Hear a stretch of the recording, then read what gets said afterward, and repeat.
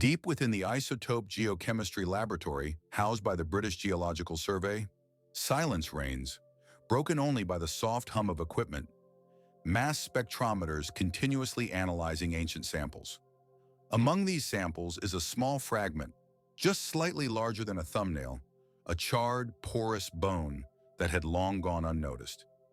This is all that remains of a person who lived 5,000 years ago. For many years, this and thousands of similar shards, found in the Cretaceous layers of soil surrounding Stonehenge, were regarded more as background noise in archaeological finds. They were considered the dust of local inhabitants buried in the shadow of the great sanctuary. These pieces served as nameless witnesses to ancient times, statistical units in a grand historical drama, stories that seem to begin in the prehistoric era of Britain and stretch across the centuries to us. But today, when scientists employ cutting-edge technology, one such tiny bone fragment can speak, not with a voice, but in the language of atoms. A microscopic laser gently vaporizes the surface of the bone, transforming it into a cloud of ions. These ions are directed through a vacuum tube, their trajectory bent by a strong magnet, and on the computer screen appears a graph, a spectral peak. This peak is a unique signature of an element, in this case, strontium.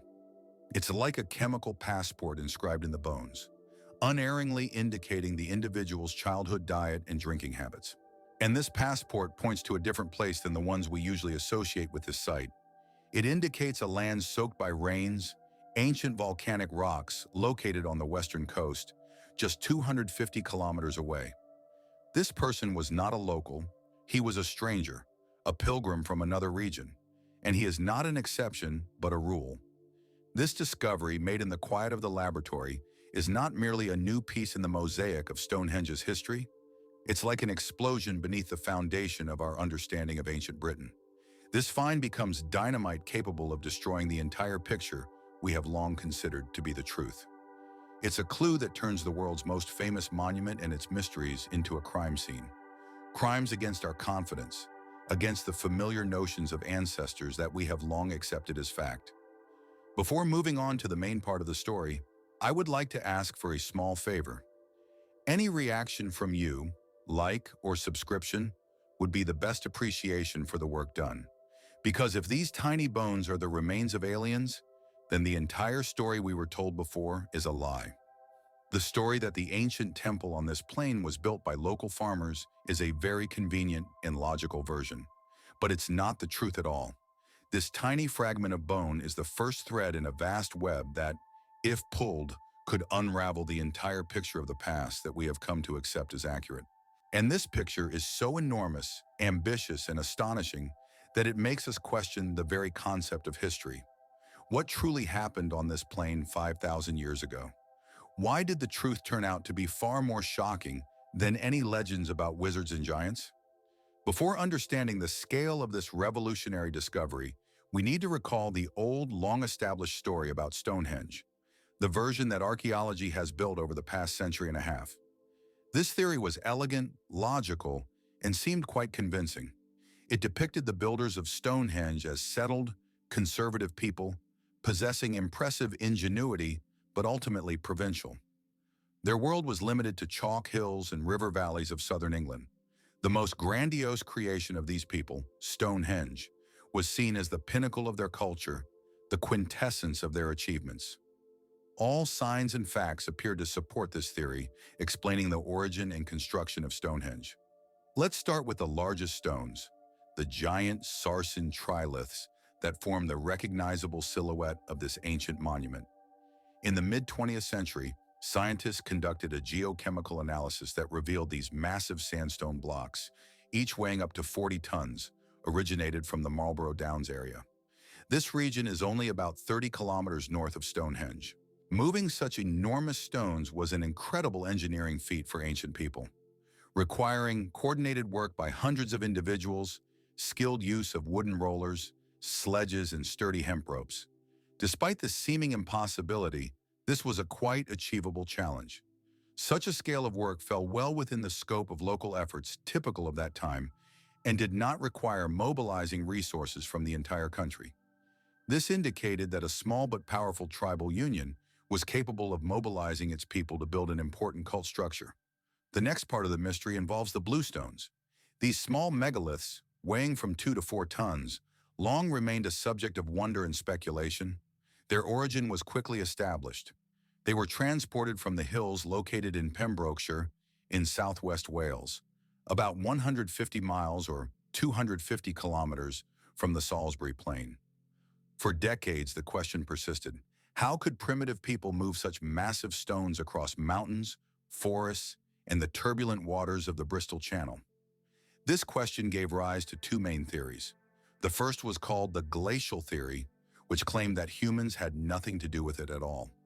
According to this theory, the giant glacier that moved during the last ice age simply scraped these stones from their native hills and, moving eastward, left them somewhere near the Salisbury Plain. There, it is believed, local inhabitants found and raised them. This hypothesis seemed appealing because it freed our ancestors from the necessity of performing superhuman efforts, suggesting that nature itself assisted in this process. However, as archaeological evidence accumulated, more and more indications pointed to an alternative version, one that involved conscious and deliberate transportation of the stones by humans. Stone hammers, wooden wedges, and even unfinished megaliths, carved and left behind during quarrying, were discovered. It became clear that these stones were obtained intentionally for a specific purpose. The idea of extensive journeys and complex transportation chains captured the minds of scientists and archaeologists. They envisioned vivid scenes, processions of people dragging heavy stones on sledges across land, or floating them on the sea and rivers on large rafts. Although it sounds incredible, this idea could very well have been feasible, considering that even then, methods for moving such massive objects existed. Most importantly, it did not contradict the overall picture. Wales, although far away, remains part of Britain. Therefore, such transports, even the most grandiose ones, did not go beyond the boundaries of the local community. They spoke of close ties between tribes of the western and southern lands, but did not hint at large-scale interethnic or international projects. Stonehenge remained a unique phenomenon of the Western British world. Its construction did not require interaction with other regions. Finally, the very concept of the purpose of this ancient monument confirmed its local character. The axis of Stonehenge is perfectly aligned with the points of sunrise on the summer solstice and sunset on the winter solstice. Other large stones within the complex were positioned to mark important lunar cycles. All this system indicated that, at that time, people used nature and the surrounding environment as vital tools for sustaining their lives. They helped local farmers know precisely when to sow seeds, when to harvest crops, and how to predict seasonal changes to avoid missing crucial agricultural moments. Such knowledge and skills were essential for this community, as their fate depended directly on their skillful interaction with the land. Around them stretched a vast landscape dotted with numerous barrows and small settlements, complementing the overall picture of their life. At the center of this life stood Stonehenge, a place that served not only as an architectural monument, but also as a pillar of an entire world inhabited by people whose culture was rich with traditions, beliefs, and a storied history. This complex was the heart of a thriving, densely populated, yet secluded community that lived in complete harmony with nature. The history of this time seems remarkably beautiful and inspiring. It is full of heroic deeds, secrets hidden for centuries, and scientific discoveries that changed our understanding of past eras. It features vivid examples of people, talented engineers, devoted priests, and hardworking farmers. This picture of the past was created with great love and care. It was carefully packaged and framed beautifully to be passed down to future generations. However, despite all its beauty and richness of detail, this picture turned out to be far from entirely accurate. Every element, from the origin of the stones used to the personalities of the builders, was built on a shaky foundation, on the sands of unproven assumptions and guesses. The turning point that shattered this illusory world did not come from archaeological excavations or new discoveries, but from the depths of sterile laboratories where the silence and precision of modern technology reigned supreme. In the Neolithic era, cremation was the most common burial method. For ancient people, fire was not just a means of destroying the body, but rather a symbol of transition and transformation. It served to free the human spirit from its physical shell, helping it to pass into another, different world. For our ancestors, fire held magical significance, and its role in funeral rites was very important. In times when fire was revered as a sacred tool, cremation was perceived not as destruction, but as a vital ritual associated with spiritual transformation. Unlike today, where burned remains are often seen as lost and providing little information, for ancient peoples, such burials were part of their religious and cultural traditions. For archaeologists, cremation long posed a significant challenge. Fire destroyed most of the information that could help understand the past.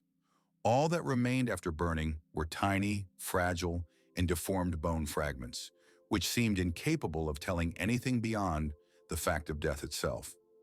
For many decades, such fragments found in the so-called Obery pools and in a ring of 66 ritual pits surrounding Stonehenge were simply collected, cataloged, and stored in museums. These remains were considered evidence of the lives and deaths of local elites, priests, chieftains, and other respected individuals honored with burial in sacred ground. However, everything changed in the early 21st century when a new technology emerged that could transform these silent witnesses of the past into true talking informants. This is the isotope analysis of strontium. Its principle may seem very simple, but its results prove to be truly revolutionary. Strontium is a chemical element present in soil and water.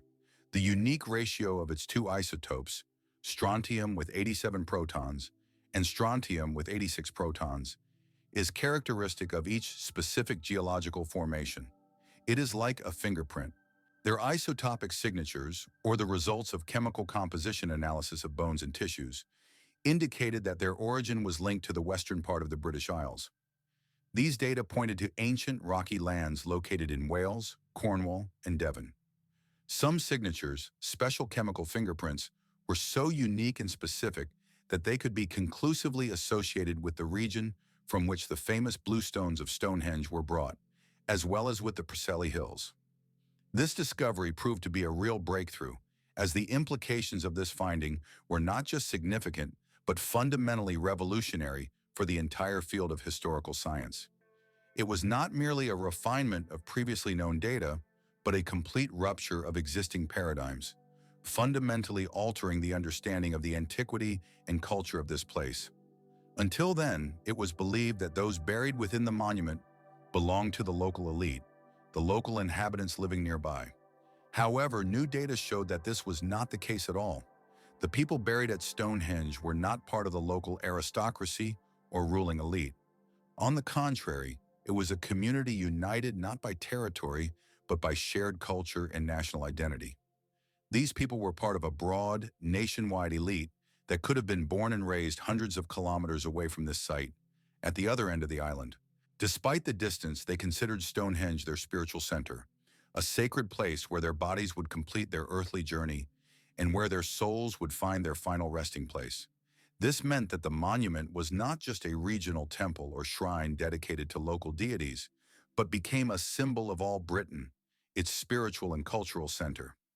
It transformed into a national pantheon, a place of pilgrimage and unity for people from all corners of the island. This was truly the first national cemetery in British history, a place where representatives of various peoples and tribes gathered to honor their ancestors. Moreover, this was not only true in historical times, but also before that, back when Westminster Abbey had not yet become a symbol of national traditions. But the story of this discovery did not end there. Isotopic analysis was also applied to the bones of animals found around Stonehenge at ancient sites and settlements. In particular, at a place called Durrington Walls, the results were even more astonishing. Archaeologists discovered thousands of pigs, an animal that, at that time, was the main dish at feasts and banquets.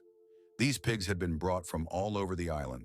Tooth analysis showed that they had grown in distant places such as Scotland, northeastern England, and even Wales. It was not merely a commercial movement of livestock, nor just the exchange of goods for profit. No one would drive a herd of pigs over 800 or more kilometers solely for economic gain. It was something else. Ritual offerings, sacrifices made as part of religious ceremonies. People from all corners of the island gathered here for grand festivals, possibly timed to coincide with solstice days, to participate in great celebrations and feasts. They brought with them their most valuable and precious possessions, livestock intended for festive meals and sacrifices. Archaeological estimates have shown that in some years, up to 4,000 pigs were slaughtered here. This number was sufficient to feed thousands of visitors attending these festivities. Salisbury Plain is not just a sacred site associated with religious rites. It was the oldest center of celebrations and gatherings, akin to Glastonbury, but more extensive and significant for the entire country.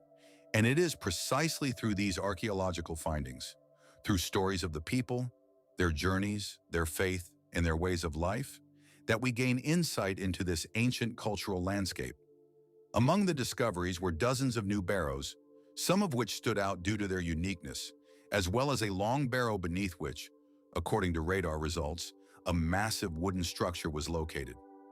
This ancient house of the dead was apparently built long before the appearance of Stonehenge and served as a burial site or a place for rituals.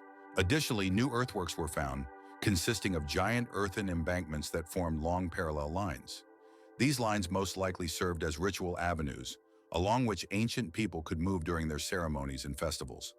But the most significant and astonishing discovery was made just 3 kilometers northeast of Stonehenge, in an area now known as Durrington Walls.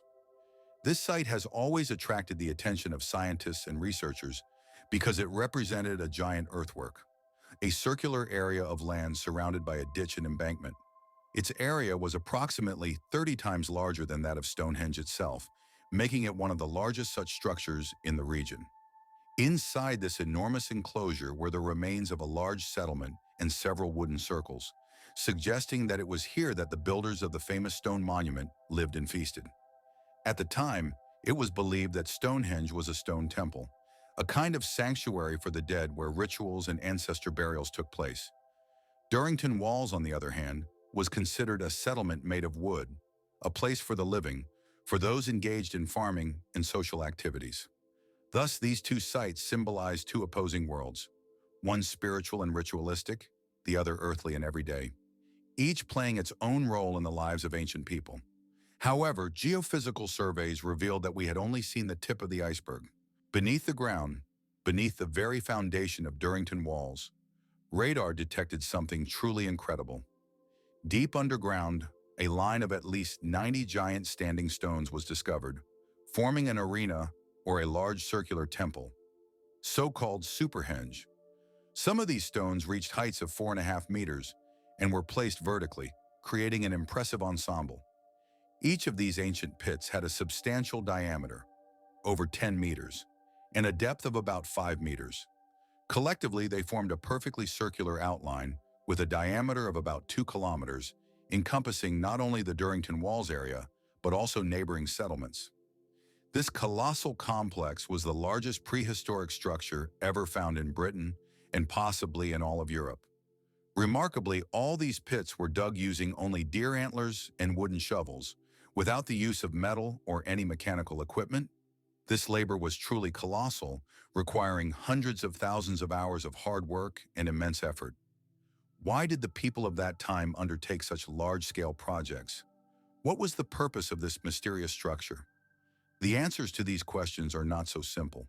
It was not a defensive structure, as one might assume. Most likely it was a ritual boundary, a line separating the sacred space, the center of the world, from the surrounding profane, everyday reality. It served as a kind of symbolic line, marking the territory within which special laws applied and important rituals took place. The picture emerging from recent research, geophysical and isotopic studies, is astonishing. We can no longer view Stonehenge as an isolated monument, as a standalone structure. Today we must speak of the Great Stonehenge, of a vast sacred geography that was carefully planned and built over centuries. This landscape turned out to be so complex and grand that its creation clearly could not have been the work of a single tribe or a small group of people. Only the combined strength of an entire nation, collective efforts uniting many peoples, could have built such a monumental structure. Modern technologies, radar surveys and isotopic analysis have come together to tell the same story. A story about how Britain was a unified whole, capable of large-scale joint projects that surpass all expectations. But one question remained open, the most important one. If all of Britain participated in this grand project, if people and resources from all corners of the island converged here, then who were the pioneers, the architects, the ones who laid the foundation for this entire idea? Who were these trailblazers, the people who brought the concept of the stone circle to this land? Answering this question required returning to the origins, to the beginning of everything, to the blue stones.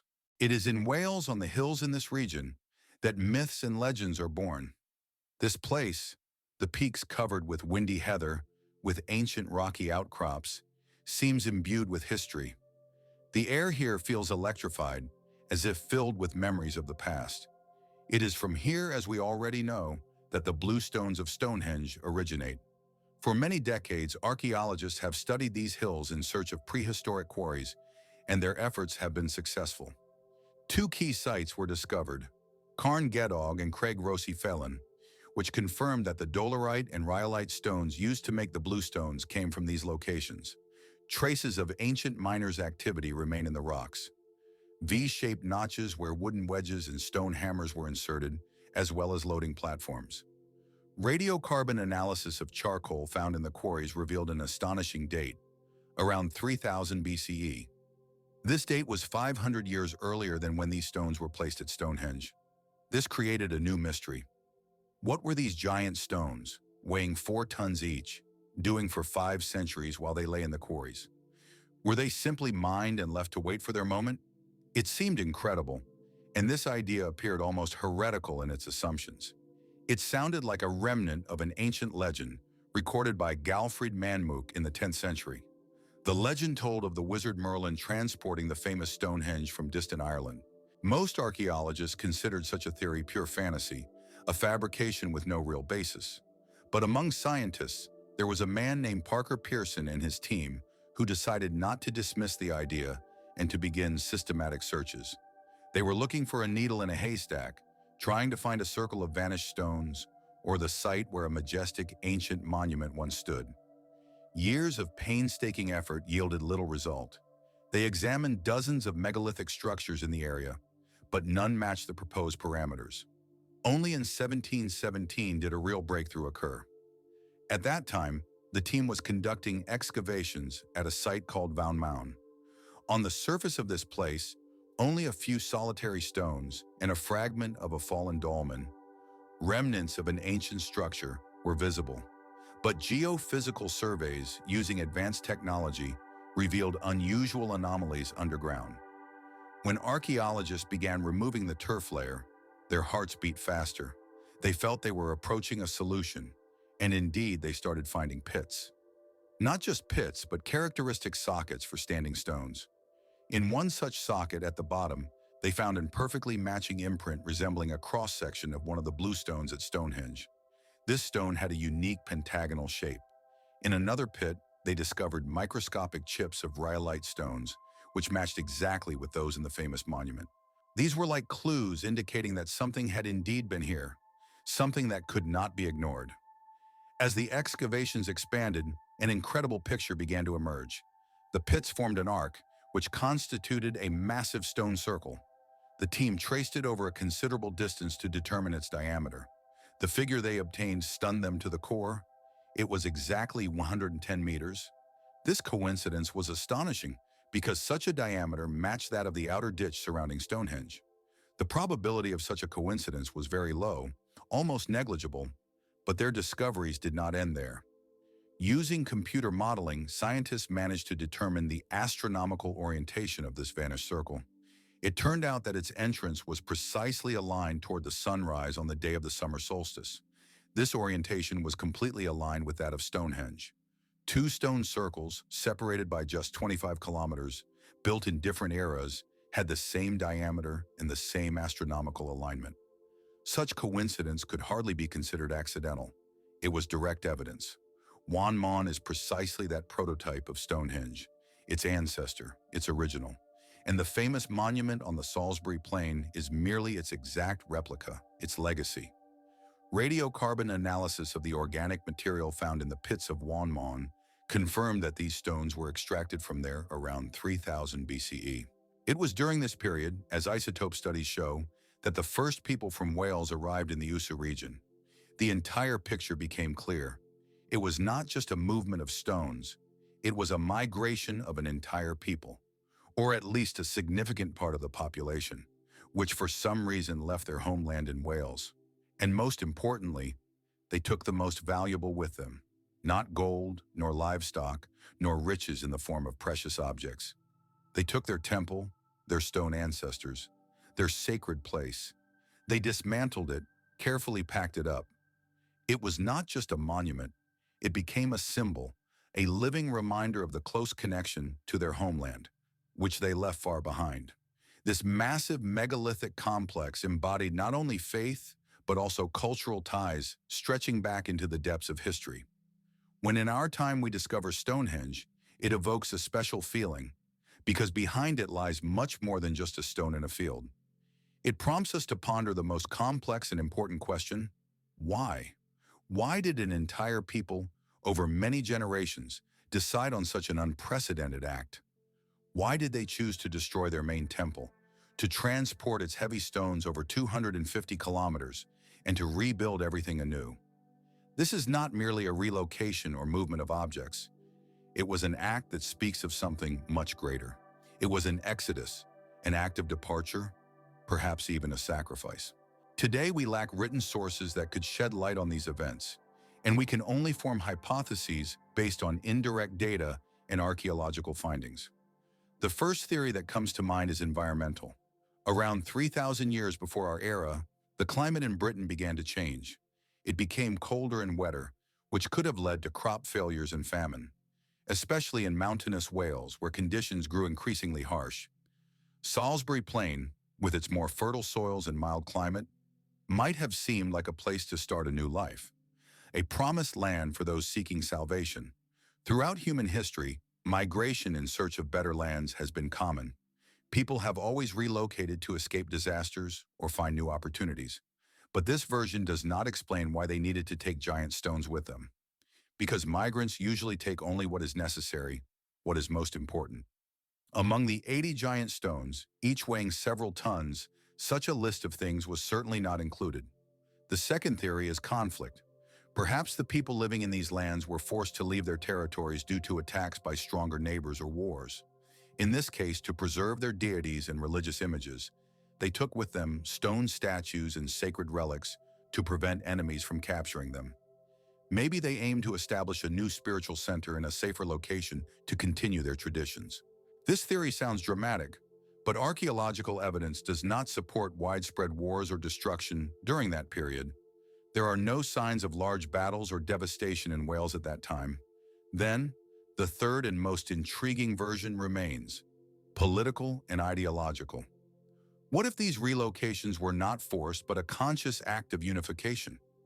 We already know that, according to isotope analyses, by that time the Salisbury Plain had become an important ritual center for many tribes of southern England.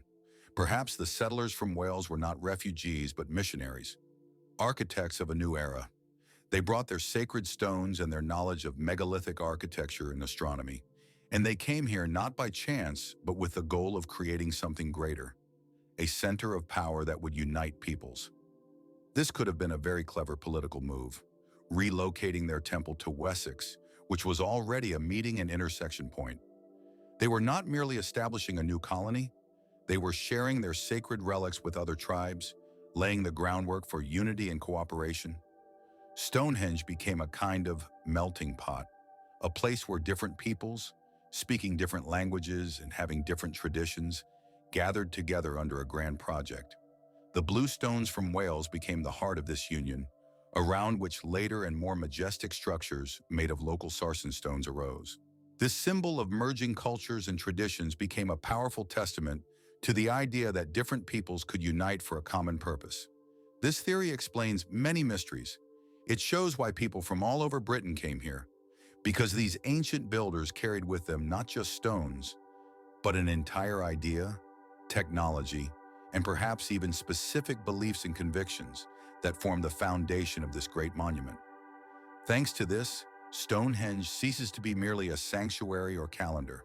It transforms into a monument, a symbol dedicated to the birth of a new cultural community. Not in the sense of modern nationality, which is tied to borders or language, but in a deeper sense, the unification of people connected by shared faith and participation in the collective creation of their world. This monument was the first attempt in history to create a united community, 3,000 years before such an idea took political form.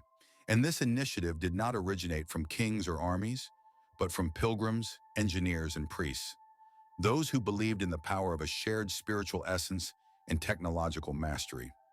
We now stand at the center of this circle, surrounded by a fog that never truly dissipates. It has merely changed its form. Every new discovery raises even more questions, and these questions become increasingly complex. They no longer concern just stones or engineering solutions, but touch upon the very foundations of our self-awareness. The discovery related to Bound Mound confirms that the monument was moved from another location. However, it does not provide an answer to the main question. How exactly did ancient people carry out such complex logistics? Did they transport these massive stones over land using wooden rollers, crossing mountains and marshes? Or did they ship them by sea on rafts, risking losing the sacred cargo in the waters of the Bristol Channel? Modern experimental archaeology suggests that both options are theoretically possible. However, both require a level of organization and engineering knowledge that we can hardly imagine today. The mystery of logistics remains unsolved. What happened to the people from Wales who are presumed to have been involved in this process? Did they dissolve among the local inhabitants of Wessex, or did they preserve their unique identity as guardians of sacred knowledge through generations? Genetic analysis of remains may, in the future, help shed light on this question. But for now, we do not know whether this integration was peaceful or whether it sparked new conflicts and contradictions. And perhaps the most important question, if Stonehenge is not the original monument but a movable one, then how many other such sacred sites, relocated from one place to another, exist around the world? Is the practice of cultural transfer more widespread than we think? Are the legends of giants and wizards who built ancient temples hiding real stories of migrations and the movement of cultural centers? Stonehenge has shown us that the most fantastic myths can sometimes conceal a grain of historical truth. We began our investigation with a tiny fragment of bone and ended by examining the picture of an ancient world.